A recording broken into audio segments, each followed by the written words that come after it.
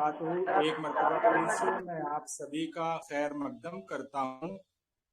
आज के हमारे इंग्लिश स्पीकिंग वर्कशॉप के ओपन सेशन में मैं आपका मेज़बान कमर रिजवानी हूँ। आपसे गुजारिश करूँगा गुलाम हसन साहब अपना माइक प्लीज म्यूट कर लें। जी बहुत शुक्रिया। और हम जो है तीसरे सेशन में इंशाल्लाह उसके बारे में मैं तफसीलात अभी दूंगा आपको। आज के सेशन का हमारा जो मकसद है, जो हमारे नए भाई और बहनें सेशन में आज आए हैं, मैं सभी का खैर मकदम करता हूं। मकसद हमारा ये है कि इंग्लिश स्पीकिंग से जुड़ी उन सारी टिप्स ट्रिक्स, साथ ही साथ चैलेंजेस और हकीकी ज़िंदगी से मिसालें लेकर हम उसके ऊपर जो है अपने आप को मज़ीद मालूमात से मुअत्तर करेंगे। आज के सेशन में हमारे साथ एक खुसूसी मेहमान भी हैं जिनका नाम इंजीनियर मोहम्मद शादाब है। वो इंतहाई फ़ाल समाजी शख्सियत होने के साथ साथ सिविल इंजीनियर भी हैं। आज का सेशन भी पुराने सेशनों की तरह 1 घंटे का होगा, जिसे हम 4 हिस्सों में तकसीम करेंगे। पहला हिस्सा कलाम पाक की तिलावत के साथ होगा और फिर नाते रसूल सल्लल्लाहु अलैहि वसल्लम पढ़ी जाएगी। दूसरे हिस्से में हम शादाब इंजीनियर मोहम्मद शादाब साहब से बातचीत करेंगे। तीसरे सेशन में क्वेश्चन एंड आंसर्स लेंगे और फिर लास्ट सेशन में खुलासा होगा। तो कलाम पाक की तिलावत के लिए मैं मुअद्दिबाना गुजारिश करूंगा मौलाना सादान नदवी साहब से कि हज़रत आए और कलाम पाक से महफिल का आगाज फरमाएं।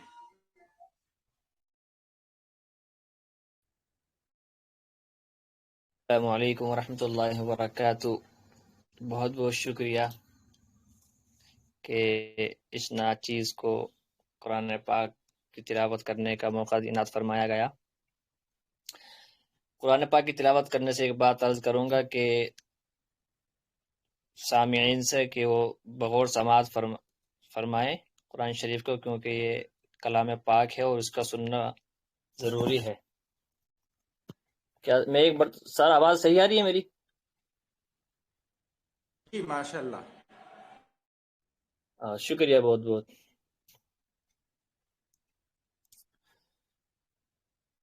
أعوذ بالله من الشيطان الرجيم. بسم الله الرحمن الرحيم. وأيوب إذ نادى ربه أني مسني الضر وأنت أرحم الراحمين.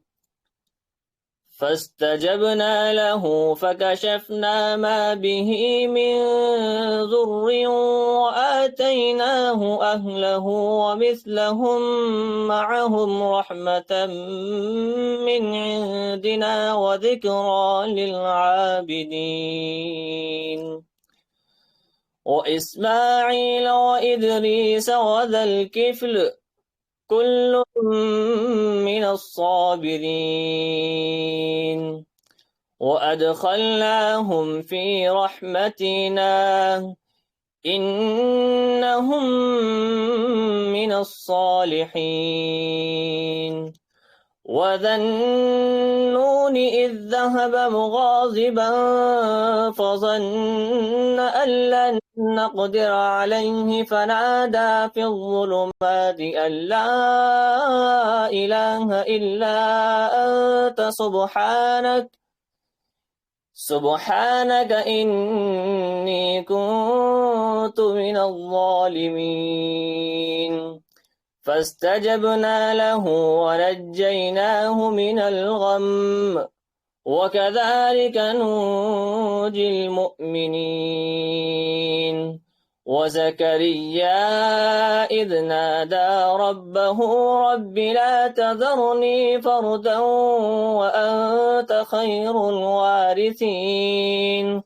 فاستجبنا له ووهبنا له يحيى وأصلحنا له زوجه إنهم كانوا يسارعون في الخيرات ويدعوننا رغبا ورهبا وكانوا لنا خاشعين صدق الله العظيم. सुबहान अल्लाह, बहुत खूबसूरत तिलावत थी।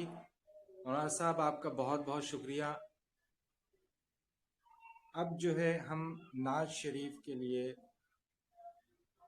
ये भी मैं मौलाना साहब को ही दावत दूंगा कि आएँ और बराए मेहरबानी नाज शरीफ के चंद आशार जो है आशार से सामीन को मुनव्वर फरमाएं।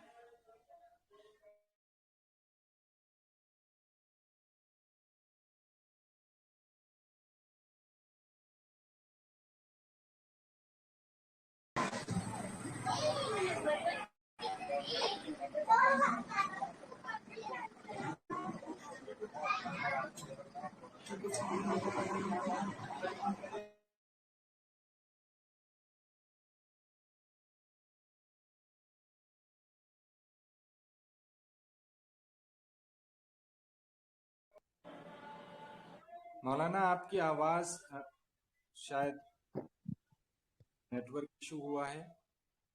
तो जी अब आ रही है। जी मौलाना। अच्छा, शुक्रिया, बहुत बहुत शुक्रिया। नात पाक से पहले मैं 2 अशार नात से ताल्लुक नज़म के पेश करता हूँ। बगौर समाज फरमाए तवज्जो अगर आप हजरात की होगी तो मुझे पढ़ने में मजा आएगा, और आपको भी जो है अशार में अगर आप तवज्जो देंगे तो नात पाक सुनने में थोड़ा और आपको मजा आएगा, आप गहराई में अगर पहुंचेंगे अशार की। समाज फरमाए। खास तौर से मैं अपने मेहमान खुसूसी और अपने टीचर्स की तवज्जो चाहूंगा। कैसे तौसीफ उसकी करूं मैं, जिसका कोई भी सानी नहीं है। कैसे तौसीफ उसकी करूं मैं, जिसका कोई भी सानी नहीं है। कैसे तौसीफ उसकी करूं मैं, जिसका कोई भी सानी नहीं है। मेरे सरकार की नात है ये, मेरे सरकार की नात है ये, जिलजलों की कहानी नहीं है। आखिरी शेर। और वो खसारे में होगा यकीनन, रोज महशर में कल देख लेना। वो खसारे में होगा यकीनन, रोज महशर में कल देख लेना। कमली वाले मेरे मुस्तफा की, कमली वाले मेरे मुस्तफा की, बात जिसने भी मानी नहीं है। शुक्रिया। मैं नात पाक पेश करता हूँ।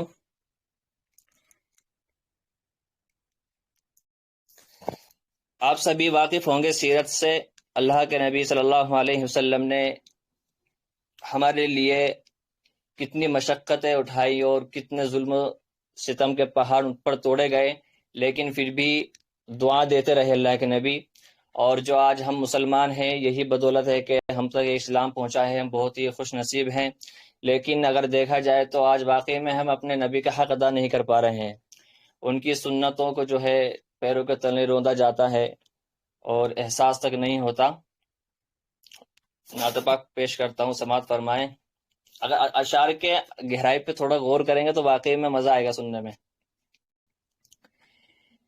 किसी गम गुसार की मेहनतों का ये खूब मैंने सिला दिया, किसी गम गुसार की मेहनतों का ये खूब मैंने सिला दिया, कि जो मेरे गम में घुला गया उसे मैंने दिल से भुला दिया।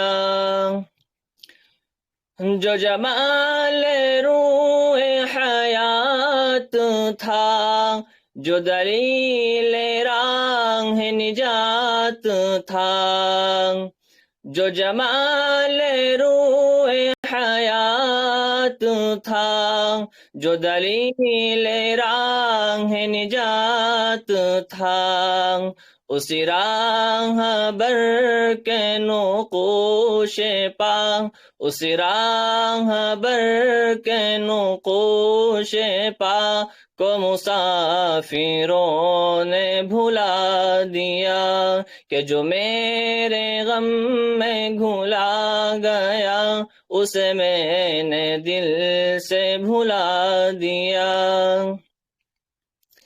तेरे हुस्न खल्क की एक रमक मेरी जिंदगी में न मिल सकी, तेरे हुस्न खल्क की एक रमक मेरी जिंदगी में न मिल सकी। मैं इसी में खुश हूँ के शहर के, मैं इसी में खुश हूँ के शहर के दरबामों को तो सजा दिया, कि जो मेरे गम में घुला गया उसे मैंने दिल से भुला दिया। मैं तेरे मजार की जालियों ही की मिदहतों में मगन रहा, मैं तेरे मजार की जालियों ही की मिदहतों में मगन रहा, तेरे दुश्मनों ने तेरे चमन, तेरे दुश्मनों ने तेरे चमन में खजा का जाल बिछा दिया, किसी गम गुसार की मेहनतों का ये खूब मैंने सिला दिया। मेरे रहनुमा तेरा शुक्रिया करूँ किस जुबान से भला अदा, मेरे रहनुमा तेरा शुक्रिया करूँ किस जुबान से भला अदा, मेरी जिंदगी की अंधेरी शब, मेरी जिंदगी की अंधेरी शब में चिराग फिक्र जला दिया, कि जो मेरे गम में पिघल गया उसे मैंने दिल से भुला दिया। इस नात पाक का बस आखिरी शेर। कभी ए इनायत कुम नजर तेरे दिल में ये भी कसक हुई, कभी ए इनायत कुम नजर तेरे दिल में ये भी कसक हुई, जो तबस्सुम रुखे जिस्त था, जो तबस्सुम रुखे जिस्त था उसे तेरे गम ने रुला दिया, किसी गम गुसार की मेहनतों का ये खूब मैंने सिला दिया, कि जो मेरे गम में पिघल गया उसे मैंने दिल से भुला दिया। अस्सलाम वालेकुम, बहुत बहुत शुक्रिया। माशाल्लाह, सुभान अल्लाह। सुभान अल्लाह, माशाल्लाह, बहुत खूब मौलाना सादान साहब, मज़ा आ गया माशाल्लाह। अब जो है हम अपने अगले सेशन की तरफ बढ़ते हैं, और सभी की इजाज़त हो तो जी, हमारे मेहमान भी जो हैं हमारे साथी हैं फ़िलहाल माशाल्लाह, और जो है मैं बिल्कुल इसमें ताख़ीर नहीं करूँगा। इंजीनियर मोहम्मद शादाब साहब, मैं एक मरतबा फिर आपसे रिक्वेस्ट करूँगा कि आप आएँ, अपना नाम बताएं और तफसीली आपका जो पेशा है उसके बारे में सामाईन को बताएं, साथ ही साथ होते हैं किस तरीके का काम है उसके बारे में थोड़ी सी जानकारी दें। जी, अस्सलाम वालेकुम। आवाज आ रही है आप लोगों को? माशाल्लाह जी। आवाज आ रही है। सबसे पहले तो मैं बहुत बहुत शुक्रिया करना चाहता हूँ हमारे रिजवानी साहब का, जिन्होंने मुझे इस खुसूसी प्रोग्राम में दावत दी है, और ये बहुत अच्छा काम अंजाम दे रहे हैं कि आपने इस सेशन का आगाज़ इतने बेहतरीन अंदाज में किया है जिसका मुझे अंदाज़ा नहीं था। माशाल्लाह, मौलाना सदन नदवी साहब ने बेहतरीन बेहतरीन अंदाज में कुरानुल करीम की तिलावत फरमाई, और हम सब लोगों का दिल जो बेचैनी से भरा है, आज की दुनियावी रंजीदों में हम जिस तरह से मुब्तला हो चुके हैं, और अपनी तालीमात जो हमारे घर से दी जानी चाहिए वो हम तालीमात को छोड़ के सिर्फ और सिर्फ दुनिया के पीछे भाग रहे हैं। तो उन्होंने इस सेशन में हमें एक छोटा सा सबक ये दे दिया है कि हमें दुनियावी तालीम तो हासिल करनी है, लेकिन सबसे पहले हमें अपनी जो दीनी तालीम है उसको ऊपर रखनी है। तो इस सेशन का आगाज ही इस अंदाज में किया गया है कि कुरान शरीफ की तिलावत की गई है, और नाते रसूल मकबूल का जो इतना बेहतरीन अंदाज में इन्होंने सुनाया, मैं इनकी काबिल तारीफ इनसे बहुत पुरशिदा दिल से इनका शुक्र अंदाज करता हूँ। बहुत बहुत जज़ाकल्लाह। तो आप सभी से मैं गुजारिश करता हूँ कि रिजवानी साहब जो इतना बेहतरीन काम अंजाम दे रहे हैं, उन्होंने मुझे इस प्रोग्राम में दावत की है। मैं अभी आपको अपना इंट्रोडक्शन और तारुफ करता हूँ, इजाज़त है? जी बिल्कुल जी हाँ, तो जैसा रिजवानी शाह साहब ने इंट्रोडक्शन में दिया है कि मेरा नाम मोहम्मद शादाब शेख है और मैं पेशे से सिविल इंजीनियर हूँ। बट मेरा दौर इस तरह से शुरू नहीं हुआ था अपनी लाइफ में। मैंने उर्दू मीडियम से मेरा पढ़ाई शुरुआत की है, उर्दू मीडियम से मेरी तालीमात हुई है। मैं गोवंडी में रहता हूँ, गोवंडी जो मुंबई में वाक़ है, वहाँ पे मैं रहता हूँ, और मेरी तालीमात भी मुंबई गोवंडी से ही शुरू की गई थी। वहाँ पे मैंने एक उर्दू मीडियम अंजुमन रियाजुल इस्लाम उर्दू स्कूल में मैंने तालीमात वहाँ से हासिल की। 10वीं तक के मैंने वहीं पे पढ़ाई की, और तालीम के दौरान पे मेरा ऐसा कोई आगे जाके इस तरह का कोई ऐसा फोकस नहीं था कि मुझे आगे जाके करना क्या है। जिस तरह से आजकल के तुलबा भी इसी तरह से सोचते हैं कि 10वीं में मैं आ तो गया हूँ, 9वीं में मैं आ गया हूँ, या फिर मैं कुछ दूसरी चीज़ों में तालीम हासिल कर रहा हूँ, बट मुझे करना क्या है, इस तरह का हमारा कोई गोल नहीं होता। क्योंकि उस दौरान में हमारे जहन इस तरह से नहीं होती है कि हमें आगे का फोकस मिले, या फिर हमें कोई गाइडेंस देने वाला नहीं होता है। तो 10वीं तक मेरा भी बाकी तुलबा की तरह ही जहन था कि बस पढ़ाई कर रहे हैं, पढ़ाई करना है, आगे उर्दू मीडियम से पढ़ रहे हैं, आगे जाके क्या होगा पता नहीं। तो मेरी भी दौर में एक इस तरह का एक मुझे गाइडेंस देने वाला आया, जो कि हर एक तुलबा की ज़िंदगी में आता है। कोई कोई उसे ग्रैब कर लेता है, कोई कोई उसे छोड़ देता है। तो मेरे दौर में मेरी ज़िंदगी की शुरुआत इस तरह से हुई जब मैंने 10वीं तालीमात हासिल की। माशाल्लाह से आप लोगों की दुआओं से मुझे बेहतरीन नंबरात हासिल हुए, और जिस स्कूल में मैं पढ़ता था तो वहाँ पे जो मेरे उसातिज़ा थे, एक उसातिज़ा मुझसे बहुत मुतारिफ हुए, और उन्होंने मुझे मतलब थोड़ी फाइनेंशियल कंडीशन भी मेरी उतनी अच्छी नहीं थी जिस तरह से मतलब एक आम बच्चे की होती है। तो उन्होंने मतलब मुझसे काफ़ी मुझ पे प्रेशराइज किया, मुझे फोर्स किया कि आप आगे पढ़ाई करो, आपका जहन काफ़ी अच्छा है, या फिर आप पढ़ोगे तो मतलब कुछ ना कुछ हमें अपनी कौम के लिए भी करना है, और आपका नंबरात अच्छे आए तो आपको आगे पढ़ना चाहिए।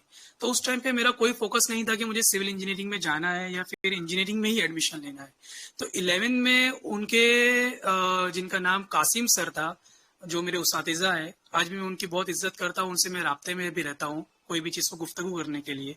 तो उन्होंने मेरा एडमिशन साबू सिद्दीक कॉलेज में करवाया, जो कि बाइकल्ला के में मौजूद है और वो मुंबई की काफ़ी टॉप मोस्ट कॉलेज है। साबू सिद्दीक में मेरा एडमिशन उन्होंने कराया और मेरा एडमिशन इस वजह से हुआ कि मेरे नंबरात काफ़ी अच्छे थे। मैंने अपने बचपन में ही करियर में मतलब हार्ड वर्क शुरू किया था। नंबरात अच्छी होने की वजह से वहाँ पर मेरा गवर्नमेंट कोटे में एडमिशन हो गया। जहाँ पर लोगों का एडमिशन होता नहीं था, वहाँ पे अल्लाह के करम से मेरा एडमिशन हो गया। और मैंने अपनी 11वीं में पढ़ाई जैसे ही दाखिलात की, तो जिस तरह से ये सेशन में हमने टॉपिक रखा है इंग्लिश स्पीकिंग का, तो सबसे पहला मेरा बैरियर वहीं से शुरू हुआ कि मुझे इंग्लिश तो आती नहीं थी। अब क्या करें, अब यहाँ पर आ तो गए हैं, नाम भी उस्तादिज़ा ने लिखा दिया है प्रेशराइज करके। अब वहाँ पे हमने दाखिला तो ले लिया, अब करे तो करेंगे। अब एक बार हम बोलते हैं ना, तालाब में कूद तो जाते हैं, अब तैरना कौन सिखाएगा? तो अब तैरना भी हमको ही सीखना है। अब हम अपने से जम ले लिए हैं, अब तो तैरना भी हमें ही सीखना है। तो वहाँ पे हमारी शुरुआत हो गई। हर मज़ामीन जितने भी थे पूरे के पूरे कन्वर्ट हो गए। जहाँ पे हमने मादरी जबान में पढ़ाई हासिल की थी उर्दू में, तो अब यहाँ पे आए तो हर चीज़ इंग्लिश में नजर आने लगी। अरे यार, अब करे क्या, कैसा करें? सेमेस्टर आएगा, यूनिट टेस्ट आएंगे, वहाँ पे एग्जामात होंगे, तो पास नहीं होंगे तो फिर किस तरह से आगे बढ़ेंगे? उस्तातिज़ा का जो कॉन्फिडेंस था हमारे ऊपर, उसको किस तरह से हासिल करेंगे? तो अब कूद तो गए, तो करना तो पड़ेगा। तो इस सिलसिले में हम हमारे दोस्त दो तीन जो 4-5 सर्कल थे, यार अब करना तो पड़ेगा, ये सोच के हम पीछे नहीं हटे। हमने धीरे धीरे इंग्लिश में मतलब ऐसा छोटे छोटे मजामीन होते थे। सबसे पहले तो हमने एक ही चीज किया, आप लोगों से अगर मैं ओपनली बताऊं या फ्रेंडली तौर पे ऐसा बताऊं कि हमें आता तो कुछ नहीं था, इंग्लिश में उतना समझ में नहीं आता था। हम उस चीज को बाय हार्ट करना शुरू करते थे। लाइक अभी कोई क्वेश्चन है, उसका आंसर बाय हार्ट करना शुरू करते थे। समझ में तो नहीं आ रहा है बट हम रट रहे, उसको रटना शुरू करते थे इंग्लिश में। अब ऐसा धीरे धीरे होने लगा कि हमने उसने रटना शुरू हुआ। यूनिट टेस्ट 1 आया, जो क्वेश्चन आते थे हम उसको लिखना शुरू करने लगे। फिर एक दौर ऐसा भी आया कि जब हम हर कोई चीज को रट लेते हैं, और हमारे उस्तातिज़ा को जब वाइवा होता था, जिस तरह के टेस्ट होते थे, तो उसमें क्या होता था, जब जमानी तौर पे भी हमको सवालात के जवाब देना पड़ते थे। जब हम कोई चीज रट लेते हैं ना, तो दिमाग में हमें उस चीज को मतलब समझ में आए या ना आए, लेकिन हम उस चीज को बोल पाते थे। समझ रहे हो आप लोग? वो चीज को जब हम बोल पाते थे ना, तो हमें एक कॉन्फिडेंस आता था अंदर से, अरे यार मैं बोलना तो शुरू कर दिया, भले समझ में नहीं आ रहा है, लेकिन एक डिस्क्राइब किया हुआ कोई सवाल हमसे कोई कर रहा है तो मैं उसे काफी आसानी से बोल पा रहा हूँ। तो आज के दिन मैं उसे बोलना शुरू कर रहा हूँ। तो ऐसा होने लगा कि हमने जब बोलना शुरू किया तो हमें उस चीज के ऊपर में थोड़ा थोड़ा कॉन्फिडेंस आने लगा, अपने आप पे ट्रस्ट आने लगा। हमारे जो साथी थे कि चलो यार बोलना तो सीख लिया, अभी हमें इसको समझ में भी आना चाहिए ना, वो तो इम्पोर्टेंट है। बोलना तो ठीक है, बोल लेते हैं, बच्चे भी बोल लेते हैं, उसको समझना इम्पोर्टेंट है। तो उसके लिए हमने सबसे पहले हमारा उसको ऐसा बोलते हैं ना, कोई भी चीज को सीरियस आप लोगे तो वो चीज नहीं कर पाओगे। उससे आप कोई भी चीज को फनी अंदाज में लीजिए, मजाहिया तौर पे लीजिए, कोई भी गेम के तौर पे लीजिए। जैसा हम उसको कोई भी गेम खेलते थे, दिन भर में हम कोई भी 5 वोकेबलरी में से वर्ड उठाते थे, पास्ट टेंस हो, वर्ब लेते थे और उसको याद करते थे उसके मायने के साथ में। और शाम में हम ऐसा 5-5 वर्ड रोज एक दूसरे को आपस में बताते थे। वो सामने वाला बोलता था ये इसका वर्ड का मतलब आप बताइए, तो हम इस तरह से उस वर्ड का मतलब जानने लगे। फिर उसको धीरे धीरे हमने उसको सेंटेंस में कन्वर्ट करने सीखा। मतलब शुरू किया हमने रटने से, रटने के बाद में हमने छोटे छोटे वर्ड्स को लेके उसके मायने समझने लगे। फिर उसको टूटे फूटे अल्फाज में हमने उसको जुमला बनाया। जुमला बना के बाद में हमने आपस में बोलना शुरू किया। होता था शुरू में काफी जुमले ऐसे निकलते थे जो हमें समझ में भी नहीं आते थे और बहुत गलत भी निकल जाते थे, मतलब जिसका लोग मजाक भी उड़ाते थे। तो उस चीज का हम ऐसा सोच के चलेंगे, यार लोग मजाक उड़ा रहे हैं, अभी हमको शर्मिंदगी हो रही है, तो हम किस तरह से आगे बोले। बट आपको ये चीज कभी नहीं सोचना है कि कोई मजाक उड़ा रहा है, क्योंकि वो आपका जिंदगी भर साथ नहीं देने वाला है। जिंदगी में आपको चलना है, आपको अपना कैरियर लेके चलना है। तो ये चीज आपको करना है कि जो बोल रहा है वो हमारे साथ में मुख्तसर से समय के लिए रहने वाला है, मुख्तसर से वक्त के लिए मेरे साथ रहने वाला है, 1 साल 2 साल। जिंदगी में हमें खुद आगे चलना है, तो वो चीज हमें सीखना है किसी भी तरह से। तो ये चीज को नजरअंदाज करे कि कौन हमारा मजाक उड़ा रहा है, कौन हमें किस तरह से समझेगा। तो आप उसको ये चीज जहन नशीन कर लीजिए और आगे बढ़ते जाइए। जी रिजवानी भाई, आप सहमत है हमारी बात से? हमारा दौर तो इसी अंदाज में शुरू हुआ। तो आगे ऐसा होने लगा कि हम इंग्लिश जब बोलने लगे जुमला टूटा फूटा निकलता था। फिर धीरे धीरे एक ऐसा वक्त आया, हमने धीरे धीरे इंजीनियरिंग में एडमिशन लिया। इंजीनियरिंग में बड़े बड़े प्रेजेंटेशन आने लगे, तो वहां पर हमने कभी अपना कॉन्फिडेंस लूज नहीं किया। भले से हमें इंग्लिश में थोड़ा सा बोलने में डर होता था, 50 लोगों का मजमा होता था, 100 लोगों का मजमा होता था। वहां पे जाके कोई एक टॉपिक होता था, जैसा टेक्निकल टॉपिक होते थे, हम उसको पूरा समझते थे। समझने के बाद में उसको एक्सप्लेन करा जाता था। तो सबसे इम्पोर्टेंट चीज एक ही चीज है, इंग्लिश सीखना कोई बड़ी चीज नहीं है। आपके अंदर में कॉन्फिडेंस किस तरह का है और आप उसको किस ट्रस्ट के हिसाब से बोल सकते हो, वो इम्पोर्टेंट है। और साथ ही साथ में आप उसके ऊपर में डेली कितना प्रैक्टिस करते हो, ये बहुत इंपॉर्टेंट है। अभी एक मिसाल के तौर पे, हम जब हमारा प्रेजेंटेशन हुआ करता था, तो हम प्रेजेंटेशन देने जाने से पहला मुख्तसर 2-3 दिन पहले तक हम अपना मिरर में प्रैक्टिस करते थे, जो कि बहुत ही इफेक्टिव वे है कोई भी लैंग्वेज सीखने का। ना इंग्लिश, बल्कि मैं तो समझता हूँ सबसे मुश्किल लैंग्वेज जो है आज के दौर में सीखना, वो उर्दू है।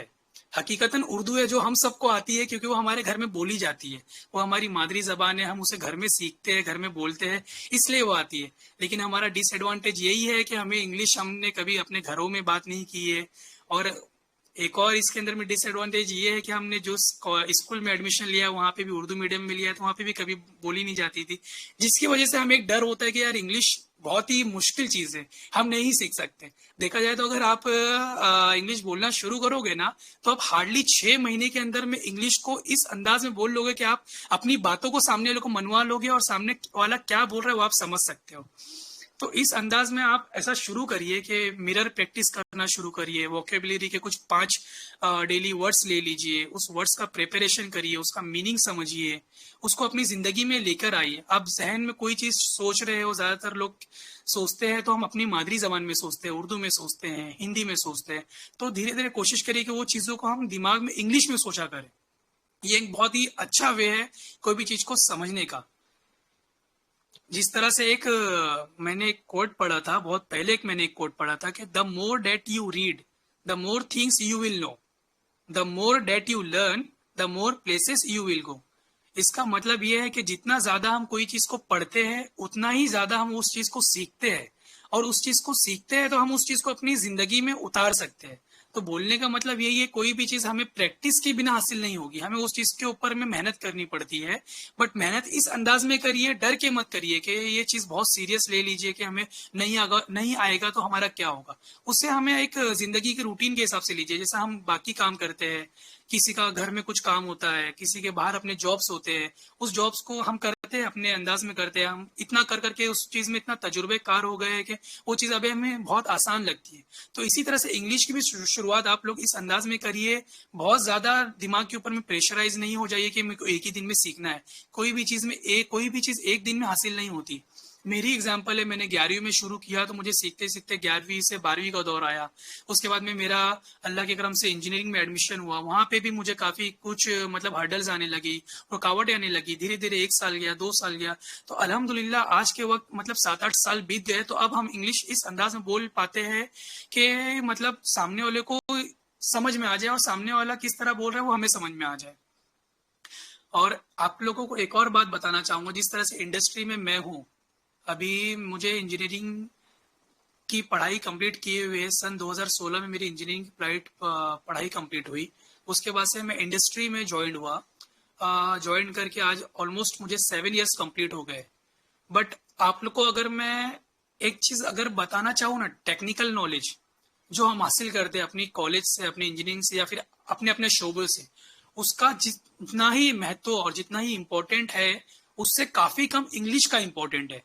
हमें हमारी टेक्निकल चीजों पे काफी फोकस करना होता है। अगर आप कोई बच्चे यहाँ पे तुलबा टेक्निकल कोर्सेज कर रहे होंगे, या फिर कोई दूसरी पढ़ाई कर रहे होंगे, या कोई भी चीज से जुड़े होंगे, तो इंग्लिश को ही आप सब कुछ मत समझ लीजिएगा। मेरा बोलने का मतलब ये है कि इंग्लिश ही हर कुछ नहीं होती। इंग्लिश एक पार्सल है कम्युनिकेशन को सिर्फ ट्रांसफर करने का, हमारी बातों को सामने लोग कन्वे करने का। सारी चीजें आपके अपने हुनर से ही आती है। तो इंडस्ट्री में आज मैं 7 साल से हूँ। आज भी मैं के रहेजा कॉरपोरेशन कंपनी में मैं काम करता हूं, जो कि इंडिया की टॉप मोस्ट 4 कंपनीज में आती है कंस्ट्रक्शन एंड इंडस्ट्री की लाइन में। नंबर 1 पे है आपका Lodha group developers private limited. Number 2 पे डीएलएफ कंपनी है जो आईपीएल मैचेस करवाती है। नंबर 3 पे आप लोग ने नाम सुना होगा शाहपुर जी पल्लून जी, इंटरनेशनल कंपनी है जो सारे इंटरनेशनल लेवल पे काम करती है। इसी तरह नंबर 4 पे कंपनी आती है के रहेजा कॉर्पोरेशन, जो कि टॉप मोस्ट 4 कंपनीज में मेरा अल्हम्दुलिल्लाह आप लोगों की दुआओं से मेरा यहाँ पर इंटरव्यू वगैरह हुआ। तो इंटरव्यू के अगर मैं आपको हालात बताऊं तो उस दौरान इंटरव्यू में भी मेरा कम्युनिकेशन जो फेस टू फेस राउंड होता था, तो फर्स्ट राउंड जो होता है एचआर राउंड, जिसमें हमें ह्यूमन रिसोर्स राउंड कहते हैं, कि इंट्रोडक्शन राउंड होता है, वो सिर्फ वही मेरा इंग्लिश में हुआ था। बाकी जो मेरा सेकंड राउंड है टेक्निकल राउंड, थर्ड राउंड जो है मेरा क्विज राउंड था, फोर्थ राउंड जो मेरा था वो पूरा बेस सॉफ्टवेयर बेस्ड राउंड था। तो बोलने का मतलब ये, अगर 4 राउंड हो रहे तो उसमें 25% मेरा इंग्लिश कम्युनिकेशन काम आ रहा है, बाकी 75% मुझे टेक्निकल नॉलेज ही काम आ रही है। तो हर चीज इंग्लिश ही नहीं होती है। इंडस्ट्री में आज मुझे 7 साल मैं आज भी काम कर रहा हूँ। मेरा जो गुफ्तगू होता है ज्यादातर पार्शियल इंग्लिश में होता है, हिंदी में होता है, सम टाइम अभी जैसा मैं मराठी भी सीखा हूँ तो मुझे मराठी में भी कम्युनिकेशन हो जाता है। उर्दू में जनरली हमारी इंडस्ट्री में उतना, जैसा आप लोगों को भी मालूम है, उर्दू में उतना कम्युनिकेशन नहीं होता है, but generally English, Hindi, Marathi इसमें होता है। तो इंग्लिश में थोड़ा बहुत बात होती है आज के दौर में इंडस्ट्री में। खाली शुरू में जब हम कोई चीज को शुरू करते हैं, इंट्रोडक्शन देते हैं, तो उसी टाइम पे सामने वाले को इम्प्रेस करने के लिए हम इंग्लिश बोलते हैं। बाकी जब वो पर्सन के साथ में हमारा रेगुलराइज हो जाता है, कॉमन हो जाती है बातें, तो फिर हम उनसे जनरल अपनी लोकल लैंग्वेज में ही बात करना शुरू करते हैं। तो अभी मुझे रिजवानी भाई ने इसी के लिए बताया था कि आप मेरा सारा तजुर्बा आप लोगों के साथ में शेयर करिए। तो मैंने आपको अपना ये तजुर्बा बताया है कि इंग्लिश में अभी और आपको किस तरह से सीखना है। तो सबसे पहले अगर आप सर्कल में इंग्लिश, तो मेरे से बेहतर आपको रिजवानी साहब ही सिखाएंगे, लेकिन बेहतर ये है कि आप एक्टिविटीज वाइज प्लान करें। लाइक जो हम सेशन करते हैं, जिस तरह से आज का सेशन डिवाइड किया गया है 4 पार्ट में, इसी तरह से इंग्लिश स्पीकिंग को भी हमें डिवाइड करना चाहिए कुछ ना कुछ पोर्शंस में। लाइक कुछ गेम पार्ट्स हो जाए, आपस में डिबेट करें, कोई रोल प्ले करे, बिंगो गेम्स खिलवाए, वर्ड्स लेटर करवाए, और कुछ टॉपिक्स के ऊपर में एजेंडा सेट करके उसके ऊपर में प्रेजेंटेशन दे आपस में ही। तो उस सारी चीजों करने के बाद में वो प्रेजेंटेशन हम मिरर स्किलिंग करें, मिरर के सामने खड़े रह के आपस में इंटरव्यू दे, अपना ही इंटरव्यू ले, तो वो सारी चीजों से हमारा इंग्लिश काफी सुधर सकता है। रिजवानी भाई, मैंने जी जो फरमाया माशाल्लाह, बहुत कि आप इससे सहमत होंगे, क्योंकि आप भी हमारी तरह इसी दौर से गुजरे हैं, तो काफी तजुर्बा आपने भी इसी तरह से शेयर किया होगा बच्चों के साथ में, जो मैं इनके साथ में शेयर कर रहा हूँ, हमारे उस जो स्टूडेंट्स हैं यहाँ पे। जी जी बिल्कुल। और बिल्कुल यानी मेरी जर्नी वो करीब करीब 90% तक जो है ना मैच होती है। तकरीबन मेरा सफर इसी तरीके का रहा है। और माशाल्लाह से बहुत अच्छी बात आपने बताई, ख़ास तौर से जो इंग्लिश को बहुत ही एक डरावनी चीज़ समझना। ये होता है जब तक चीज़ नहीं आती ना, जैसे पानी हो गया, तालाब में कूदने वाली बात हो गई ना, जब तक बाहर खड़े रहें तो बड़ी वो होती है, लेकिन एक मतलब जब पैर पड़ जाता है तो फिर हिम्मत आ जाती है। बस वही हाल है इंग्लिश भी। स्टार्ट करने के लिए, शुरू करने के लिए शुरू में थोड़ा सा खौफ होता है, लेकिन वो फिर जो है धीरे धीरे इंशाल्लाह प्रैक्टिस के साथ में ना निकल जाता है। अच्छा, एक सवाल मैं यहाँ पे करना चाहूँगा आपसे, इजाज़त है शादाब भाई? जी जी रिजवानी साहब बोलिए। जी, एक ना ऐसा तजर्बा आपकी लाइफ का जो है, अगर आप शेयर करना चाहें कहीं, जब इंटरव्यू के दौरान में या कभी जब आप प्रेजेंटेशन वगैरह दे रहे होंगे उस दौरान में, ऐसा मौका कभी आपको आया ज़िंदगी में कि आपको यूं लगा हो प्रेजेंटेशन के बाद या इंटरव्यू के बाद, अरे मैंने ये चीज़ तो मैंने गलत बोल दी थी इंग्लिश में, और आपको जो है उसकी वजह से कोई दिक्कत पेश आई हो कभी भी? माशाल्लाह से बहुत अच्छा सवाल आपने किया रिजवानी भाई। मैंने अपने स्पीच में ये चीज़ नहीं जोड़ पाया, आपने सामने से ये चीज़ बयान की है, तो मैं इसके बारे में भी वजाहत करता हूँ। मेरे साथ ये एक बार नहीं 2 से 3 बार हो चुका है रिजवानी साहब। पहली बार तो ये, जब मैंने अपना इंटरव्यू 2017 में मैंने एक छोटी कंपनी से शुरुआत की थी अपनी, जहाँ पे मेरा इंटरव्यू हुआ था, और वहाँ पे totally face to face round था, सामने सारे मैनेजर्स बैठे हुए थे इंटरव्यू लेने के लिए।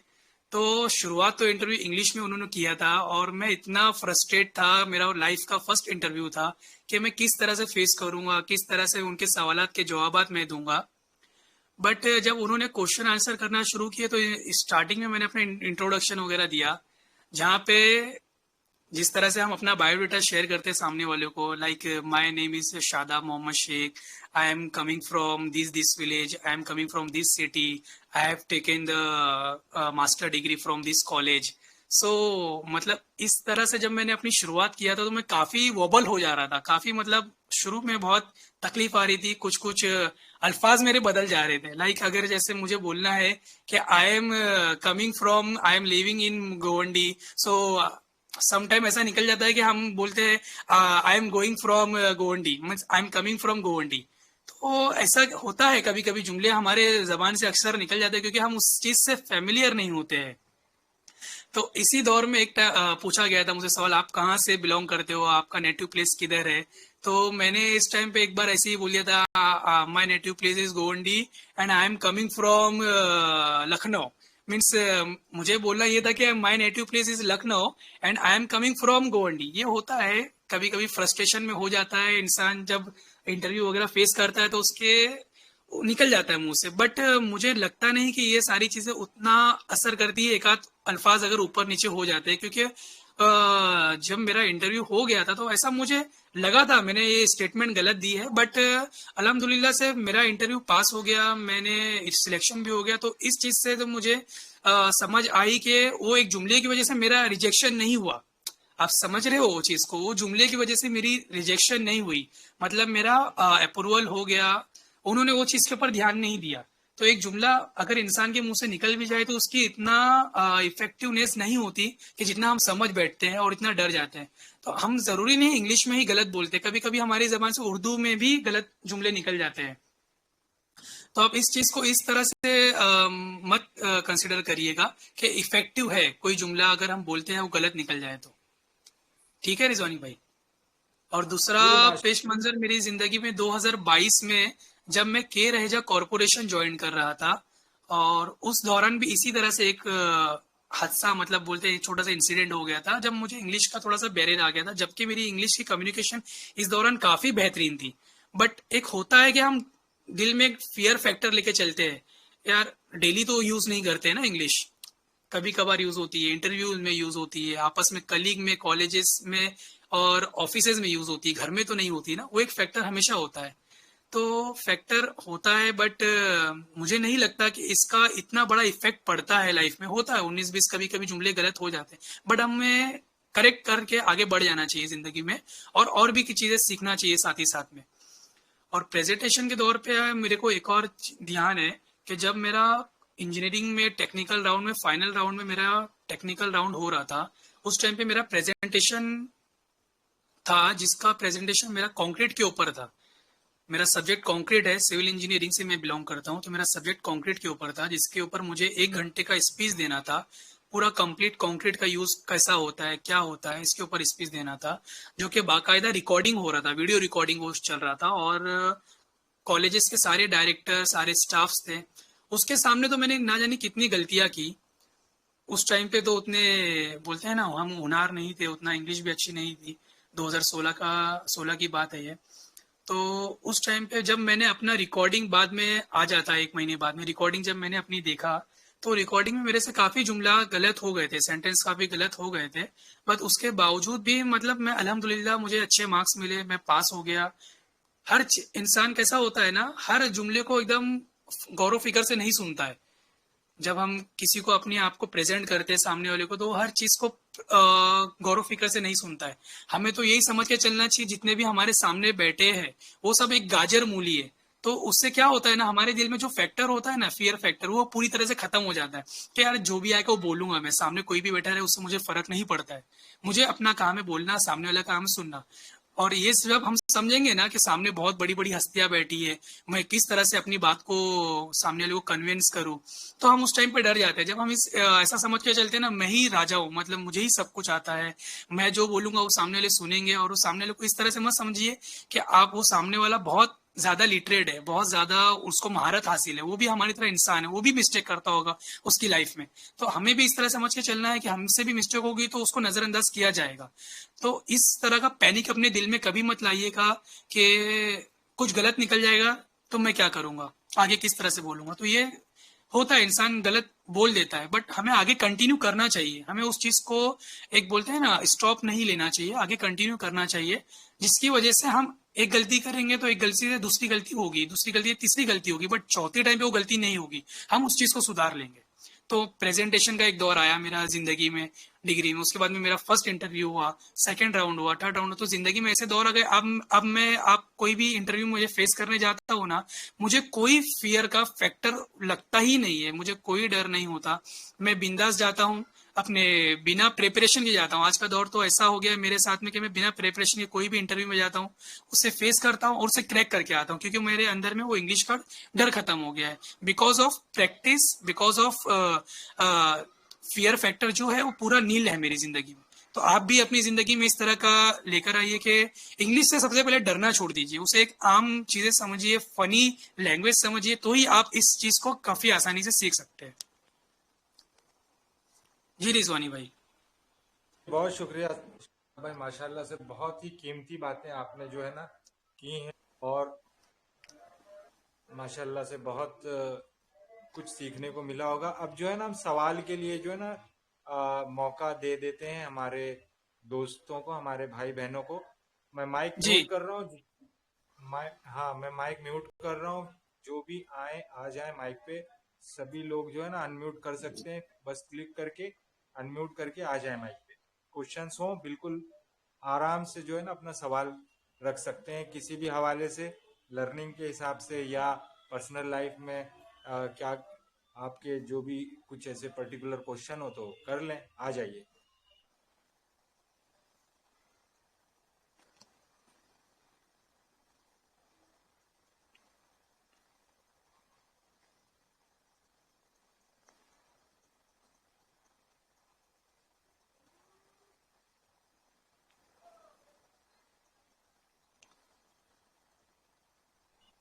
अस्सलामुअलैकुम।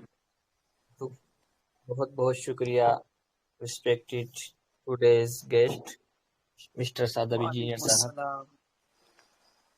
बहुत जी बहुत वेलकम। शुक्रिया। अल्लाह से दुआ है अल्लाह आपके इल्म में इजाफा करे। आपने जो बातें बताई बहुत ही हमारे लिए बेनिफिशियल बातें हैं ये, और अगर हम इनको अप्लाई करेंगे अपने ऊपर तो यकीनन इससे हम फायदा उठा सकते हैं। कुछ बातें आपने बहुत अच्छी बताई कि आपको खुद आगे चलना है। सबसे पॉइंट की बात तो ये है कि आपको खुद चलना है आगे, और इसके लिए आपको ये नहीं देखना है कि कौन क्या कह रहा है, मजाक बना रहा है, नजरअंदाज कर रहा है। अच्छा, मैं एक सवाल ये करूंगा आपसे कि सभी के फील्ड्स ये ऐसे नहीं है कि वो कोई इंजीनियरिंग करें या फिर कोई जो है जॉब्स करें, बल्कि अक्सर ज़्यादा तक जहाँ तक मेरा ख्याल है, आई थिंक कि कुछ टीचिंग में है और कुछ ऐसे फील्ड्स में जी है कि वो इस्लामी तालीम को लोगों तक पहुंचाना चाहते हैं। यकीनन हम जी समझते हैं कि आज के दौर में इंग्लिश इसके लिए भी बहुत ज़रूरी है। तो अब हमें ये फेस करना पड़ता है कि वहाँ पर एक तो माहौल नहीं है, और फिर इसी तरह चलो टीचर तो हमें मिल गए अभी फिलहाल के तौर पे, मिसाल के तौर पर अगर हम कहीं ऐसे एक मान लीजिए जंगल के अंदर हैं और हमारे पास सिर्फ ये फोन है, एंड्रॉयड फोन है, और बस यही हमारे पास है, तो हम ऐसे माहौल में बाहर जब दुनिया में आए तो हम इंग्लिश स्पीकर बनकर कैसे निकल सकते हैं ऐसे माहौल में रहते हुए भी, जहां हमें 3 या 4 महीने का बाद माहौल मिले। जी जी मौलाना सदन नदवी साहब, आ, आपका सवाल का मतलब ये है कि जैसे आपने बताया कि हर कोई पेशे से इंजीनियरिंग या फिर टीचिंग या फिर इससे वाबस्ता नहीं होता, कोई दीनी तालीमात में भी रुजू रखता है और चाहता है कि वो इंग्लिश सीखे, और उसे हर चीज़ मुयस्सर ना हो। लाइक जिस तरह से रिजवानी साहब टीचिंग करते हैं, या फिर अभी आपको तो उनका साथ मिला है, तो अल्हम्दुलिल्लाह आप तो इंशाल्लाह मैं दुआ करता हूँ कि आप 1 साल के अंदर में ही काफ़ी अच्छी इंग्लिश बोलना शुरू कर देवे। आपका सवाल पहले तो ये है कि जंगल में आपको इंग्लिश सीखना है, तो फिर मतलब किस तरह से, मतलब हम सिर्फ एक मोबाइल के ज़रिए किस तरह से सीख सकते हैं।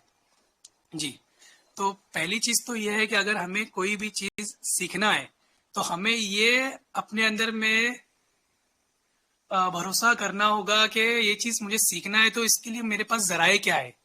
तो सबसे पहला ज़राया आपके पास में उस वक्त क्या मौजूद है। अभी आपके पास में आपका फ़ोन अवेलेबल है, तो आप आपके फ़ोन के थ्रू गूगल प्ले पे बहुत सारी इस तरह की एप्लीकेशंस है जिसके ज़रिए आप इंग्लिश को काफ़ी अच्छे से तरीके से सीख सकते हैं। और इवन आपके पास इंटरनेट नहीं भी है, तो आप उसके ज़रिए ऑफलाइन डिक्शनरीज डाउनलोड कर सकते हैं। और भी ज़राए है, जैसे ऑफलाइन डिक्शनरी के साथ में हमें एक फ्रेजेस की आती है, एक सेंटेंस बुक आती है। आप अपने साथ में 2-3 इंग्लिश बुक का मैं आपको नाम बताता हूँ। एक रैपिडेक्स करके एक इंग्लिश बुक है जो आप अपने साथ में हर वक्त कैरी कर सकते हैं, जिसके ज़रिए आप 6 महीने के अंदर में काफ़ी अच्छी इंग्लिश को सुधार सकते हैं। बट उसे सुधारने के लिए हमें एक मेंटर लगता है, जो यहाँ पे रिजवानी साहब आपके साथ में काम अंजाम दे रहे हैं।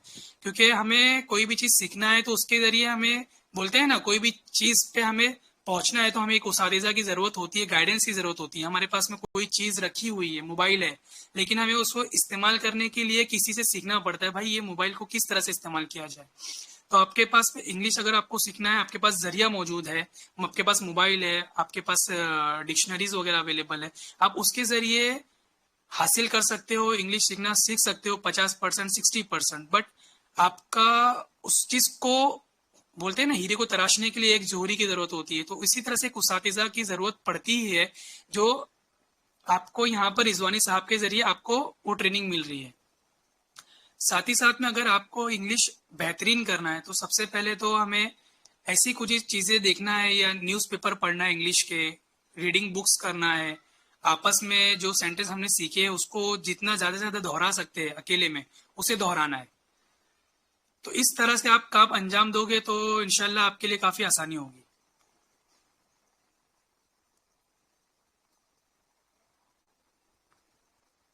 बहुत बहुत शुक्रिया, जज़ाकल्लाह खैर।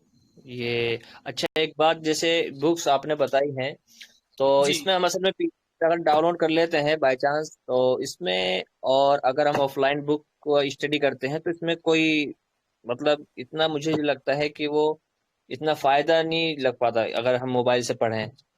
तो इसके बारे में बताइए, मतलब ये थोड़े बस एक दो स्टेप ये बता दीजिए जो ज्यादातर इंग्लिश के अंदर ज्यादा रोल अपनाते हैं ज्यादातर, वो तरीका जी, बता अभी दीजिए। बट मेथोडोलॉजी रोल किस। आपको बताता हूँ नदन जी, मौलाना साहब आपको मैं मेथोडोलॉजी बताता हूँ किस तरह से हम इंग्लिश को काफ़ी आसानी से सीख सकते हैं बुक के बिना भी। तो कैसा होता है, जैसा भी हमारा घर का माहौल होता है, अतराफ का माहौल होता है, वहाँ पे इंग्लिश का बैरियर ये है कि हम इंग्लिश को बोलना ही नहीं चाहते, इंग्लिश सीखते ही नहीं है। सबसे पहली चीज़ ये है। तो हमें पहला कुछ स्टेप्स और टिप्स ये मैं आपको दूंगा, जो टिप्स और स्टेप्स मैंने अपनी लाइफ में इम्प्लीकेट किया है और उसको काफ़ी अच्छी तरह से इफेक्टिव बनाया है मेरे काम को लेके। तो सबसे पहला ये है कि आप अपने आप से ही इंग्लिश बोलने के लिए शुरुआत कीजिए। Like every day you spend 20 minutes in front of mirror. आप हर दिन ऐसा एक मामूल बनाइए कि मुझे 5 मिनट इंग्लिश में बात करना है, मेरे साथ कोई बात करने वाला नहीं है, तो मुझे अपने से बात करना है। क्योंकि सबसे बड़ी नेगेटिविटी हमारे अतराफ में और हमारे माशरे में ये है कि हम आपस में इंग्लिश बात करने वाला हमारे पास कोई है ही नहीं। क्योंकि हमारे घर का माहौल में इंग्लिश ज़्यादा बात नहीं की जाती है, हमारे स्कूलों में, मदरसे में इंग्लिश में ज़्यादा इतना इम्पोर्टेंस नहीं दी जाती है। तो वो हिसाब से आप सबसे पहले शुरुआत कीजिए कि आप खुद ही इन फ्रंट ऑफ मिरर आपका 5 से 10 मिनट स्पेंड करना शुरू कीजिए इंग्लिश को लेके। मतलब आपने जो कुछ भी दिन भर में वर्ब सीखा है, उस वर्ब के थ्रू या कोई सेंटेंस सीखा है, like I am going to drink the water in every half an hour, मैं हर आधे घंटे में पानी पीऊंगा। I am going to watch some Islamic videos in from the YouTube channel. मैं डेली का एक रूटीन बनाऊंगा कि मुझे यूट्यूब से इस्लामिक चैनल कुछ सीखना है। इस तरह का सेंटेंस जो मैंने बनाया है, इसको आप है ना मिरर के सामने बोलना शुरू करिए 10 मिनट।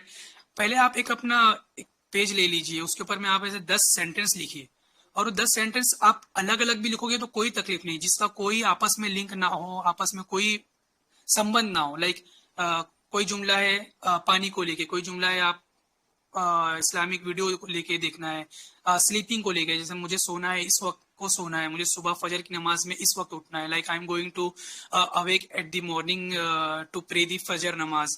इस तरह के 10 सेंटेंस ले लीजिए और उसको आप डेली प्रैक्टिस कीजिए मिरर के सामने, और धीरे धीरे ये करते करते आप स्टार्ट करिए मजमून बनाना। कोई भी एक टॉपिक पकड़िए, लाइक जो आप जिस तरह से तालीम में बता रहे टीचिंग लाइन में किस तरह से होना चाहिए, तो टीचिंग लाइन में हम अपने स्टूडेंट्स को कोई एक टॉपिक सिखाते हैं, तो उस टॉपिक को आप पकड़िए, उसके ऊपर में 10 सेंटेंस इस तरह से लिखिए कि वो आपस में लिंक हो, और उसको in front of mirror start करिए। तो आपका कैसा होगा, जैसे जैसे ट्रस्ट अपने अंदर में आएगा कि मैं इंग्लिश बोल पा रहा हूँ, सामने वाले समझ बोल पा रहा हूँ, और मैं अपने आप को मिरर में देख के बात कर पा रहा हूँ, तो आपका पहला रुझू ये होगा कि आप दूसरों के सामने ही बोल पाओगे। ये सबसे इफेक्टिव वे है इंग्लिश बोलने का। दूसरा इफेक्टिव वे है कि आप इंग्लिश में सोच पाते हो कि नहीं। लाइक अभी मैंने ये सोचा है कि अभी मुझे ये सेशन खत्म करने के बाद में खाना खाना है, खाना खाने के बाद में मुझे नमाज पढ़ने का जाना है, ईशा की नमाज के लिए मुझे जाना है। तो आप ये चीज को दिमाग में उर्दू में सोच रहे हो या हिंदी में सोच रहे हो, तो आप इस चीज को दिमाग में इंग्लिश में सोचना शुरू करिए। तो ये आपका सेकेंड इफेक्टिव वे है इंग्लिश को आगे बढ़ाने के सीखने का। Like we spend a large of time thinking in only in our language. हम ज्यादातर अपना टाइम जो है ना हिंदी में देते हैं सोचने के लिए, आप उसको इंग्लिश में सोचना शुरू करिए।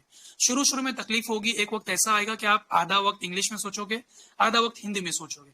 कुछ टाइम बाद ऐसा होगा, 2 साल जाएगा, 3 साल बाद जाएगा, जो आपके डेली रूटीन में है वही अल्फाज में आपको बोल रहा हूं सोचने के लिए। अगर आपको वो अल्फाज नहीं समझ में आ रहा है तो आप उस वक्त डिक्शनरी का इस्तेमाल कर सकते हो, जो मैंने आपको बताया एंड्रॉइड से, उस वक्त का मतलब निकाल के उसको दिमाग में सोचना चालू करिए। ये हो गया दूसरा इफेक्टिव है। तीसरा है जो काफी इफेक्टिव माना जाता है आजकल की इंडस्ट्री के हिसाब से, वो होता है रिकॉर्ड व्हाट यू स्पीक। जो भी हम बात करते हैं, जैसे आज आपने मेरे साथ में जो सेशन किया, अगर ये सेशन को कोई यहाँ पे यूजर, कोई स्टूडेंट रिकॉर्ड कर रहा हो, और मैंने काफी चीजें इंग्लिश में बोली है या कुछ उर्दू में बोली, हिंदी में बोली, तो वो चीज को रिकॉर्ड करके अगर हम वापस से सुनते हैं तो हमें इस चीज से अंदाजा लगता है कि मैंने क्या क्या इंग्लिश में बात की है, मैंने कितना सही बात किया है, मुझे उसमें किस तरह से करेक्शन करना है फ्यूचर में। तो ये एक अच्छा मीडियम माना जाता है रिकॉर्ड करके स्पीक इंग्लिश में करने का, जो एक हम कह सकते हैं कि वीकनेस का बैरियर दूर करता है रिकॉर्ड करके स्पीक को। ये भी एक अच्छा मीडियम माना जाता है इंग्लिश को समझने का। दूसरा एक चौथा एक अच्छा इफेक्टिव वे ये है कि हम जो भी शोज देखते हैं मोबाइल में, हमारे पास कुछ यूट्यूब में वीडियोस आते हैं, तो आजकल एक बहुत अच्छा ऑप्शन निकल गया यूट्यूब में, सब टाइटल कैप्शंस इंग्लिश में आते हैं। तो हम कोई स्पीच देख रहे हैं, कोई मौलाना साहब की तकरीर सुन रहे हैं, या फिर कोई इंफॉर्मेटिव वीडियो देख रहे हैं आजकल के दौर के बारे में, तो उसमें हम कैप्शन ऑन करके उसका सब टाइटल आता है नीचे। आप कोई भी हिंदी में कोई बोलता होगा ना तो नीचे सब टाइटल आता है, तो वो जब बोल रहा है हिंदी में या उर्दू में तो हमें समझ में आ रहा है, बट उसको इंग्लिश में किस तरह से बोलना है तो नीचे सब टाइटल आता है। तो अब वो सब टाइटल को रीड करना शुरू करिए, तो क्या होगा, इससे आपको समझ में आएगा। वो बंदे ने बोला था मैं खाना खाने जा रहा हूँ, तो नीचे सब टाइटल में ऐसा आएगा I am going to eat. तो आप पढ़ोगे तो आपको मतलब समझ में आएगा, यार इसने हिंदी में ये बोला था, उसका मतलब इंग्लिश में ये होता है। तो उससे एक आपको एक अच्छा बूस्ट मिलेगा, आपका प्रोनाउंसिएशन अच्छा होगा, आपका ग्रामर अच्छा होगा, इसी दौरान आपकी स्पीकिंग स्किल अच्छी बढ़ती जाएगी। और लास्ट बट ये बहुत ही अच्छा इफेक्टिव वे है, अगर इन चारों चीजों को हम नहीं कर पा रहे तो पांचवा एक अच्छा ऑप्शन ये है कि हम कोई भी चीज को रीड एंड राइट इंग्लिश में लेके जाए। कोई भी चीज को हम पढ़े, उससे लिखे, और लिखने के बाद में उसका मतलब वर्ड निकाले। जैसा अभी मैंने कोई टॉपिक रीड किया न्यूज़पेपर से, कोई एक सब्जेक्ट उर्दू मजमून, इनकलाब पेपर हो या कोई भी एक मजमून मैंने रीड किया, रीड करने के बाद में मैंने उससे लिखा, जैसा अभी हमारे न्यूज़पेपर आते हैं इंग्लिश में, उसको मैंने रीड किया, एक टॉपिक रीड किया, उसमें से टॉपिक रीड करने के बाद में मैंने उसको रिटर्न किया, तो इससे हमारी राइटिंग स्किल भी अच्छी होगी। बोलते हैं ना, हम जब कोई चीज को लिखते हैं ना तो हमारे बॉडी के सारे आज़ा काम करना शुरू करते हैं, हमारे हाथ लिखना शुरू करता है, हमारा दिमाग वर्जिश पे आ जाता है। तो इससे क्या होता है, हम काफी अच्छे से, और जब लिखना शुरू करते हैं तो हमें काफी अच्छे से वो चीज समझ में आने लगती है। मैं लिख रहा हूँ, जैसे कि I am going to write something in English, मैं लिखने जा रहा हूँ कुछ चीजें इन इंग्लिश में, तो जब हम कोई चीज को लिखते हैं ना, तो हमारे दिमाग की नसें और जो बोलते हैं दिमाग के जो ब्रेन्स और न्यूरोलॉजी सिस्टम होते हैं ना, वो काफी इफेक्टिव वे में काम करते हैं, जिससे हम काफी अच्छा से सीख सकते हैं। तो आप कोई भी चीज को लिख कर देन उसको समझने की कोशिश करिए। समझ में नहीं आ रहा है तो उसका मतलब आप निकालिए, उसका मतलब लिखिए, डिक्टेशन करिए। आपको कोई चीज का मतलब नहीं पता है, लाइक टेनासिटी मतलब डिटरमाइन होना, कोई भी चीज को लेकर डिटरमाइन होना। इस चीज का मतलब आपने न्यूज़पेपर में निकाला, आपने उसे राइटिंग में लिखा, आपको उसका मतलब नहीं समझा, आपने डिक्शनरी ओपन की, देन उसका मतलब निकाल के उसको उर्दू में आपने लिखा 50 बार, तो आपको उसका मतलब समझ में आ गया, जो फ्यूचर में आपके दिमाग से कभी नहीं जाएगा। तो एक 5वीं स्किल होती है रीड एंड राइट का मेथड होता है, जिसे हम बहुत ही इफेक्टिव समझते हैं, जो मैंने अपनी जिंदगी में खुद किया है। हमारे एक प्रोफेसर थे, वो हमें यही गाइड करते थे कि बेटा आपको कोई भी चीज सीखना है ना, तो उसका इमला लीजिए। इमला मतलब डिक्टेशन करना। हम 5 वर्ड हमें इंग्लिश में मिलते थे, हम उसको पूरा पेज भर के लिखते थे, उसको इंग्लिश में लिख के उसका उर्दू में मायने भी लिखते थे। तो ये एक चीज बहुत अच्छी होती है, वो हमारे जहन नशीन जिंदगी भर के लिए हो जाती है वो चीज, तो हम कभी नहीं भूलते। कुछ कुछ चीजें होती है कि हमने तर्जुमा किया है बट हम भूल जाते हैं। बट ये एक ऐसी इफेक्टिव वे है राइटिंग, जिसे हम कभी फ्यूचर में नहीं भूलेंगे, कोई भी चीज लिख के याद करेंगे। ये 5वां तरीका जो 100% सक्सेसफुल माना जाता है। चौथा है कंसिस्टेंट होना। हम कितना कंसिस्टेंट है हमारी प्रैक्टिस को लेके, और कितना पॉजिटिव है, कितना कंसिस्टेंट है। कोई भी चीज को हमें सीखना है तो उस चीज के लिए पॉजिटिव होना बहुत जरूरी है, और प्रैक्टिस बहुत जरूरी है, और हार्ड वर्क बहुत जरूरी है। तो आप ये करिए, इंशाल्लाह आप देखिए धीरे धीरे 1 साल के अंदर में आपको काफी कुछ चीजें आपके अंदर में तशरी होती हुई नजर आएगी। इंशाल्लाह 20% नहीं तो 30% आप ज्यादा अच्छे इफेक्टिव कर सकते हो। अगर आप इन चीजों को अपनाओगे तो 40-50% तक आप पहुंच सकते हो। आने वाले 2 साल में आप 60% पहुंच सकते हो। कोई भी आजकल के दौर में ऐसा नहीं कि गारंटी दे के 3 महीने में फ्लुएंटली इंग्लिश में बात कर सके। कोई भी इस तरह का गारंटी नहीं दे सकता है। आपको हर कोई इस तरह का गाइड करेगा कि इंग्लिश बोला किस तरह जाता है, समझा किस तरह जाता है, डेली रूटीन में वो सेंटेंस किस तरह से हम इस्तेमाल कर सकते हैं। बट एट दी एंड उस चीज को हमें प्रोलॉन्ग करना है, उस चीज को हमें काफी अच्छा लेके जाना है लंबा टाइम तक। ये नहीं सोचना है कि 3 महीने में मुझे नहीं आया तो अब मैं नहीं सीख पाऊंगा। अरे आप उसको टाइम दीजिए, 1 साल दीजिए, 1.5 साल दीजिए, 2 साल दीजिए, ऑटोमेटिक आपको वो चीजें आने शुरू हो जाएगी। कोई भी चीज हम जगह पे नहीं सीखते, कोई भी लेवल को हम डायरेक्टली अचीव नहीं कर पाते, हमें स्टेप्स भी चढ़ना पड़ता है। तो एक एक स्टेप्स को हम क्लाइम करके हुए ऊपर चढ़ते हैं। तो इसी तरह से डायरेक्ट हम कोई भी चीज को हासिल नहीं कर सकते। तो एक एक कदम चढ़िए, बहुत चीजें एक साथ मत लेके चलिए कि ये भी करना है वो भी करना है। At a time take one thing and start working on that. मेरा यही बोलना है। ठीक है मौलाना साहब? Very beneficial. Thank you for increase our knowledge and give us such uh, advices. Thank you very much. Thank you. Inshallah, we will be if we will be apply in inshallah हम इंशाल्लाह कामयाब हो जाएंगे। इंशाल्लाह इंशाल्लाह। एक quote है, मुझे अभी आप ये मैंने आपको इतना डिस्क्राइब किया तो मुझे याद आया, एक कोट है कि knowledge is of no values unless you put it into practice. जब तक कि हम कोई चीज को प्रैक्टिस में नहीं लाएंगे ना, तो हम उस चीज को हासिल नहीं कर पाएंगे। जी रिजवानी भाई, आप सहमत होंगे इस कोट के साथ मेरे साथ? 100% इससे मैं सहमत हूँ कि इल्म जो है जब तक वो बाहर ना निकले, अपना रंगो रूप ना दिखाए, प्रैक्टिस में ना आए, तब तक तो वो है, नॉलेज है, इंफॉर्मेशन है, लेकिन उसका कोई इस्तेमाल ही नहीं है, तो फिर जो है क्या ही हो। तो प्रैक्टिस जो है वो बहुत जरूरी है जी। और ये बात जो आपने कही ना शादाब भाई लास्ट में भी जी कि ये एक प्रोसेस है सारा, यानी जी प्रोसेस का मतलब ये हो गया कि इसमें ये छोटी छोटी मंजिलें हैं और ये एक सफर है। सीखना एक इंसान का ना, मेरे हिसाब से ना, जब तक वो मरता नहीं है तब तक वो सीखता रहता है। क्या ख्याल है?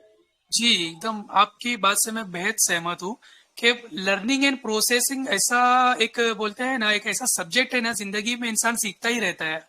हमारी आज इंडस्ट्री में मुझे भी ऐसा लगता था, मैंने बहुत सारी चीजें सीख ली अपनी जिंदगी में, अब कुछ नहीं करना है, अब डेली रूटीन करना है, then finish, my job is finish, daily सुबह जाना है, ये काम करके आना है, my work is finish. But due to the technologies coming in nowadays, मतलब इतनी सारी टेक्नोलॉजीज आ रही है दुनिया में, तो हमें हर दिन कुछ ना कुछ सीखना ही है। कोई भी चीज कभी खत्म नहीं होती, हमें जब तक कि लाइफ है उस वक्त तक सीखना है। उसको इम्प्रूव करते ही रहना है। कोई भी चीज हम कंसिडर नहीं कर सकते कि हम 100% अचीव कर चुके हैं। आजकल के टाइम पे हर ईयर में आप देखोगे ऑक्सफोर्ड यूनिवर्सिटी की जो डिक्शनरी है उसमें हर ईयर में 10,000 न्यू इंग्लिश वर्ड जुड़ रहे हैं। जो पुराने जो हम वर्ड यूज करते हैं साथ ही साथ में हर 10,000 इंग्लिश के वर्ड इंग्लिश ऑक्सफोर्ड यूनिवर्सिटी जो लंदन में मौजूद है उसमें जुड़ते जा रहे हैं। तो हमें और वर्ड सीखना है, तभी सीखेंगे क्योंकि दुनिया ये वर्ड सीख रही है और उसको अपनी लाइफ में इम्प्लीमेंट कर रही है। तो हमें भी साथ साथ में वो चीज को सीखते रहना है ताकि हम उनको फेस टू फेस वो वर्ड का मीनिंग समझ सके। तो ये बोलने का मतलब यही है कि process is going on, process चलता रहेगा, आपको भी साथ साथ में सीखते जाना है। माफ कीजिएगा, मैं आपको इंटरप्ट कर रहा हूँ। ये जी फैजान बेटा, आपकी स्क्रीन जो है ना, ये आप ना ऑफ कर लें। शायद आपका स्क्रीन ऑन हो गया है तो आपकी मोबाइल स्क्रीन दिख रही है। मैं नहीं चाहता कि जी जी बहुत शुक्रिया जी। हाँ शादाब भाई कंटिन्यू करो। जी, तो जहाँ पर मैंने अभी आपको ये बताया कि लर्निंग इज अ प्रोसेस, मतलब लाइफ में प्रोसेस चलता ही रहेगा सीखने का। जिस तरह से ऑक्सफोर्ड यूनिवर्सिटी वाले हर ईयर में इंग्लिश के नए नए वर्ड निकाल रहे हैं। अभी ये यहाँ पे हम सब्जेक्ट सिर्फ इंग्लिश का ले रहे हैं क्योंकि हमारा टॉपिक ही इंग्लिश स्पीकिंग है। बाकी भी लाइफ में टेक्नोलॉजीज में हर टाइम पे कुछ ना कुछ नए नए इंप्रूवमेंट्स आ रहे हैं।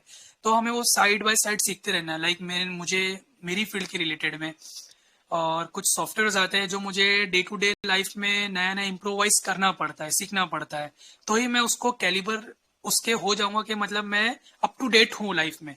तो इसी तरह से इंग्लिश भी एक ऐसा सब्जेक्ट है जो हर डे उसमें नए नए वर्ड्स जुड़ रहे हैं। तो उस वर्ड्स के साथ में अप टू डेट रहना ये एक प्रोसेस है। तो आप ऐसा मत समझिए कि मैंने इंग्लिश 3 महीने में सीख लिया, 1 साल में सीख लिया तो बस हो गया, उतना ही इम्प्लीमेंट करो। आप जितना रीड करोगे, लिखोगे, बोलोगे, सामने वाले के साथ में करोगे तो उतनी अच्छी आपकी इंग्लिश होती जाएगी इंशाल्लाह। और फ्यूचर में जिस तरह से आप बोलना शुरू करोगे तो आपको ऑटोमेटिक लगने लगे यार मेरी लाइफ में और नए नए वर्ड्स से आपका बोलते हैं ना, नए नए वर्ड्स के साथ में आपका एक इनिशियलाइजेशन होगा, नए नए वर्ड्स के साथ में आपका तारुफ होगा, वो भी वर्ड आप सीखोगे। तो ये इट इज अ प्रोसेस जो लाइफ पर चलता रहेगा आपके साथ में बस। माशाल्लाह। और किसी के सवाल हो बेटा कर आ जाए माइक पे। मैं म्यूट कर रहा हूँ। कल कुछ क्वेश्चंस हो, कोई आज राय देना चाहे इस टॉपिक,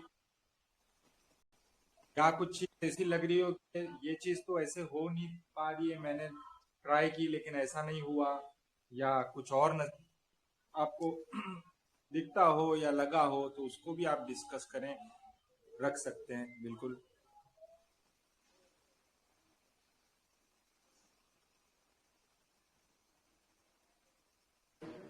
जी अस्सलाम वालेकुम।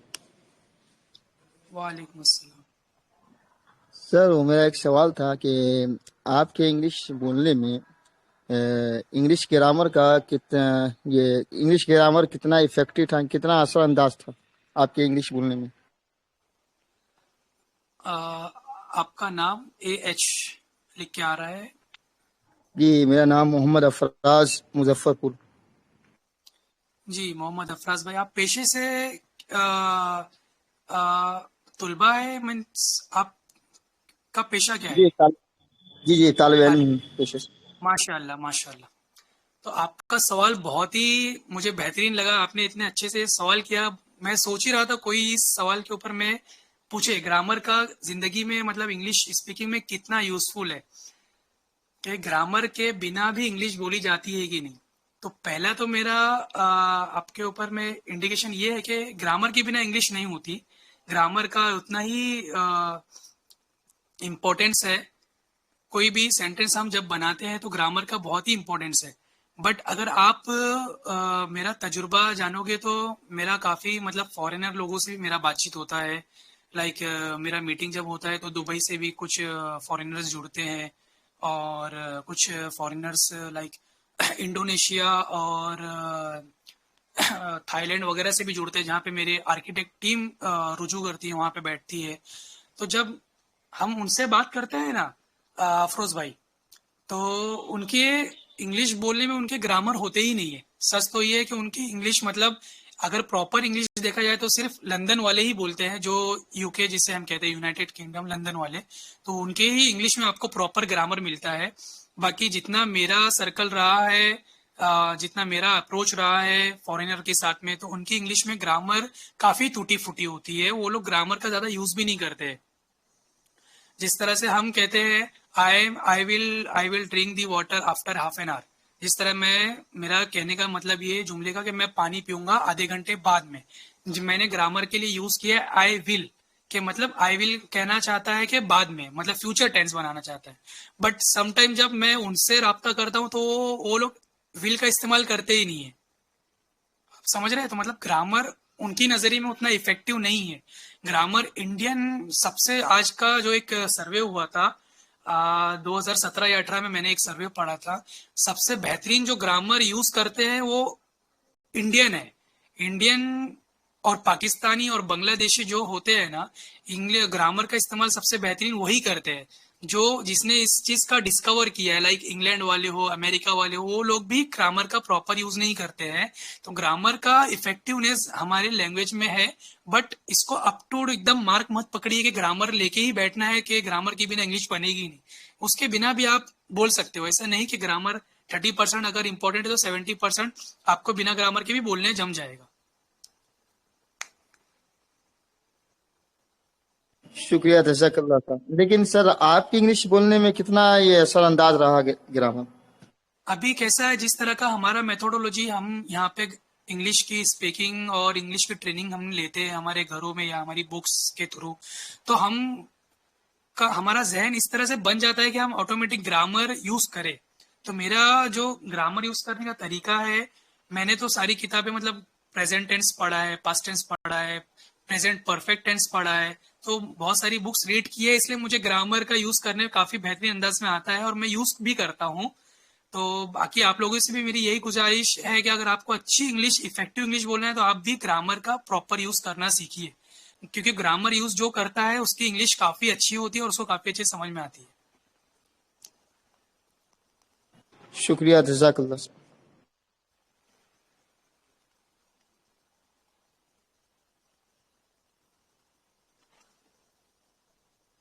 अरे और कोई सवाल? आइए पूछिए यार, राय तो दीजिए कम से कम। इतना खामोश लोग। मुस्तफा बुखारी भाई, मैं आपको दिल की गहराई पेश करता हूँ। आपका दीदार हुआ दिनों बाद। वालेकुम अस्सलाम वरहमतुल्लाह। कमर भाई आप कैसे हैं? ठीक है, बहुत शुक्रिया, बहुत मेहरबानी। वालेकुम सलाम।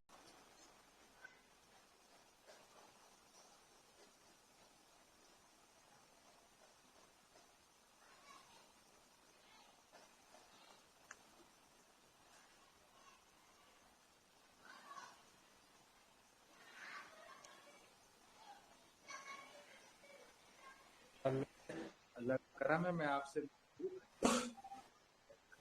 करूंगा इंशाल्लाह भी बाद में। और जहाँ उमर भाई भी आए हुए हैं माशाल्लाह से जी। अच्छा, तो और कोई सवाल है? किसी को और कुछ पूछना है शादाब भाई से? कोई और सवाल हो तो पूछ लें, या तो टेलीग्राम पे कांटेक्ट तो आपको पता ही हो गया है, टेलीग्राम पे टच में रहें। मराठी भी माशाल्लाह से शादाब भाई को अच्छी आती है, तो कभी कुछ मराठी से जुड़ा हुआ कोई ऐसा हो जिसमें आपको मदद चाहिए होगी, तो बिल्कुल जो है शादाब भाई से इंशाल्लाह वो मदद हासिल कर ली जाएगी। क्या ख्याल है? अब ये नहीं कि फिर जो है ना आप मुझे बताएं तो फिर मैं इंशाल्लाह उनके टाइम के हिसाब से फिर मैं जो है वो दे दूंगा। जी इंशाल्लाह। अच्छा, आप जो और भी ना शादाब कुछ, भाई जी जी जी रिजवानी भाई बोलिए। जी, एक चीज और कि इंग्लिश स्पीकिंग तो है अपनी जगह, ठीक है, जस्ट स्पीकिंग भी इम्पोर्टेंट है।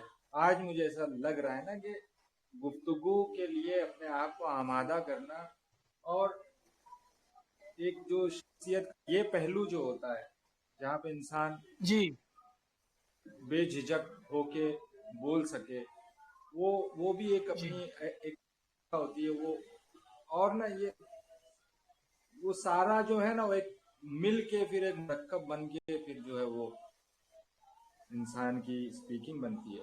तो इंशाल्लाह वो सारी चीजें जो है ना देखेंगे। और कोई जी सवाल वगैरह हो सादान भाई? अब्दुल खलील शेख आए हैं माशाल्लाह से, वाह भाई वाह।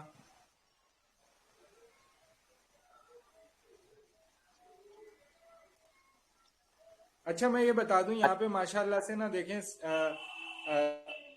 शादाब भाई, यहाँ पे माशाल्लाह से मौलाना सादान नदवी साहब हमारे साथ हैं, मौलाना नावेद साहब हैं, मौलाना अफराज साहब हैं।